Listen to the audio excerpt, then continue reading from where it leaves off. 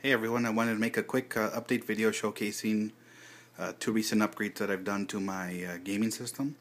And I think this is really it. I think I'm finally done with the upgrades. I don't see at this point any need for any additions. So I'll go through some of the stuff that I've already posted in the prior videos, and then I'll let you know what the two upgrades are. Okay, so here we have an SG08 an SG08 Mini ITX case, and this is from Silverstone, and this is basically the new version of the SG05 that you see there. That's the first gaming system that I built. It's smaller, so this one fits about a 9-inch card, where this one can fit about a 12-inch card. I took off the panel so that you guys can see it. I think most of the time people like to see the guts and what's going on in there. But anyways, for information on the SG08 case by Silverstone, look at the prior video that I made. Here we have the mouse pad is the Razer Scarab Battlefield Edition mouse pad. It's a great mouse pad. Prior to that, the mouse pad that I had was I'll try to keep this as steady as I can for you guys, was Rat's pad. This is far better than that. I don't have any experience with any other mouse pads, but just using this one alone, it's an awesome pad. It's very smooth. The mouse glides over it, real easily. The mouse that I'm using is a Logitech G9X mouse. Great mouse. Prior to that, the mouse that I used was an MX518. Each time that mouse died, I just replaced it with an MX518. I love that mouse so much.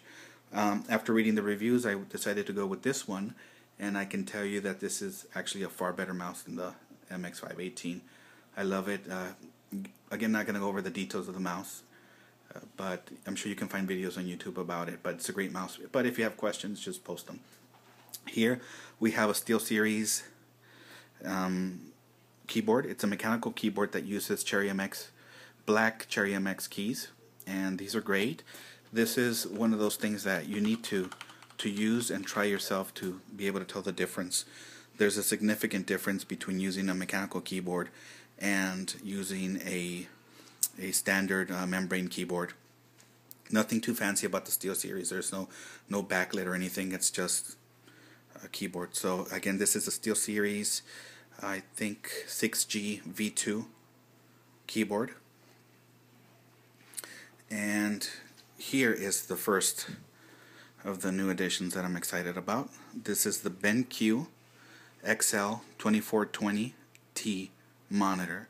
So this is a 120 Hertz monitor, and for those of you that don't know, basically you want to get, if you have a graphics card that's capable of pushing out more than 60 frames per second, you want to probably take advantage of that. You'd want to get a monitor that can display more than 60 frames per second.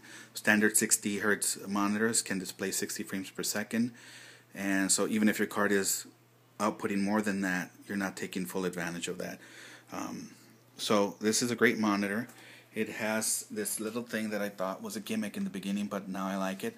Basically, you can program different profiles for it. I have one profile set for when I'm surfing the web, a different profile for when I'm playing Battlefield, and a third profile for the default setting, which is a first-person 1 mode, which is very, very bright.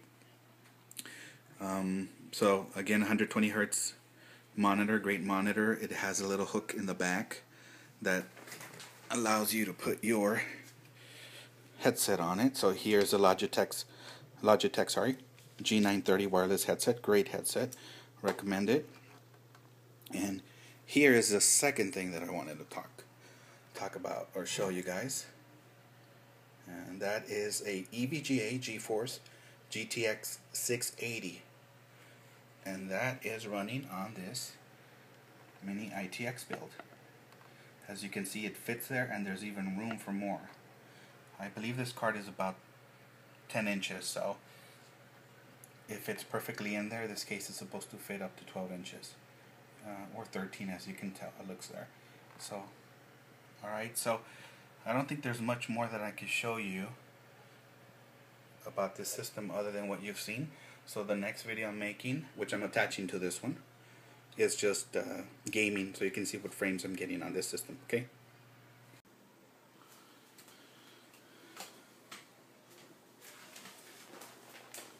Alright, here's a quick gameplay video. I'm going to be showing you the frames that I'm getting. Normally, with everything maxed out, I get about 60 to 80 frames per second on a map. Higher frames on maps like Metro. In my settings, I have everything set on the highest except for motion blur, which is off, and anti-aliasing deferred. I have that off. That's MSAA 2 or MSAA times 4. I have that off because it costs me about 20 frames per second to get that, or leave that on. And alright, let's go ahead and get started. I'm going to play a little sniper. Hopefully you guys can get a clear view of the frames. Sometimes I hit about 150, 160, depending on the map. Oh, let's see. Alright, I'm gonna not talk much. I'll just let you see the game. I'm gonna try to focus a little bit.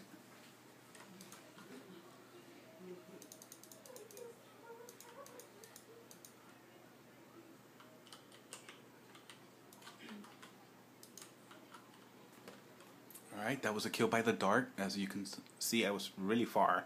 Since the last patch, the dart's kind of overpowered right now. And we don't have anything, so hopefully there's not going to be any spawn raping going on at this point.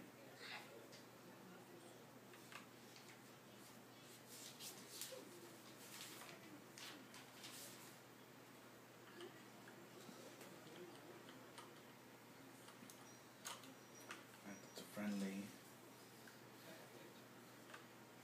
But I saw someone on the mini map that might be here. I have the tank to help me. One guy down. Okay.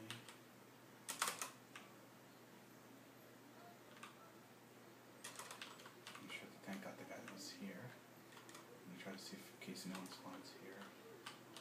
Oh, there's one. Come on, stick your head up. This one. Okay.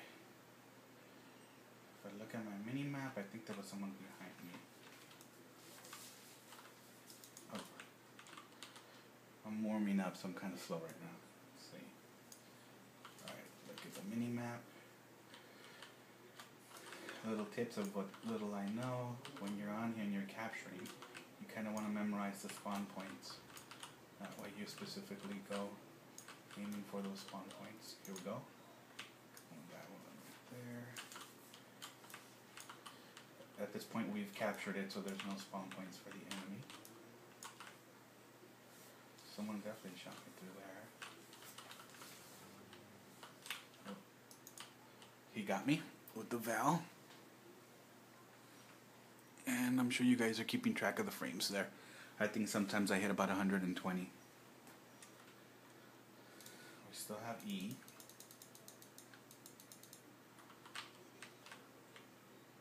Okay. There we go. There's one guy there. Typically whenever I play, I try to keep moving. I hardly ever stand still, but right now I'm distracted with the video, and see if I can get that guy. Nice little. Maybe I'll get a little knife kill for you guys. There's an enemy tank, so I'm gonna run the hell out of here. The sniper, there's not much I can do. And here's our knife kill, possibly. There we go. Okay, well that video cut short. I was using an iPhone to record and I ran out of space, but right after that knife kill I actually had a second knife kill, that guy that ran up the stairs. Okay, but if you have any questions on this build, just post them down in the comment section. Hope you enjoyed it. Thanks. Bye.